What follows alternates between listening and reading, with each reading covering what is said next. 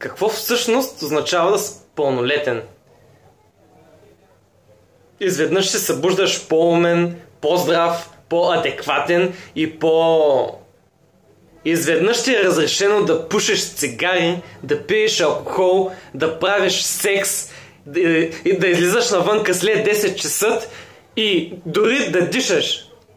Аз не мога да разбера как е изчислено, че точно на 18 години, при положение, че на 18 все още си тинейджър, вече можеш да правиш всичко това, което е било забранено до този момент.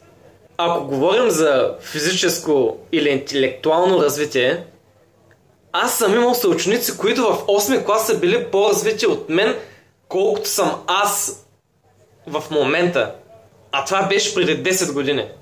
За мен е някак се тегаво и натоварващо да правиш противозаконни неща, само защото нямаш определена възраст. Сигурен съм, че всеки, който гледа това видео, без значение дали е на 18 или е под 18, поне веднъж е нарушил закона, като е направил едно от по-рано споменатите неща.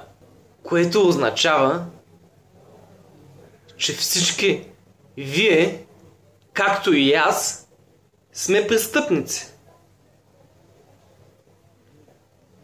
Като се замисля, имам приятели, които са подсъдими още от 5 клас, защото те тогава започнаха да пушат цигари. Ама да ви кажа, все още са си живички. Нищо им няма. Имам приятели, които пият от 6 клас. И те са добре. Имам и приятели, които от 8 клас ходят по дискотеки, пият и пушат цигари. И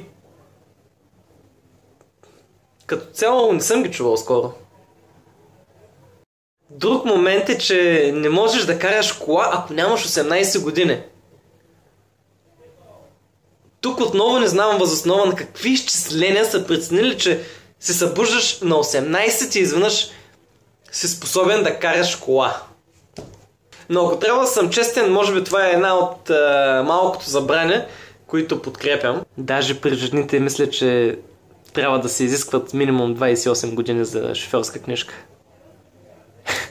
Базикам се, разбира се. Или?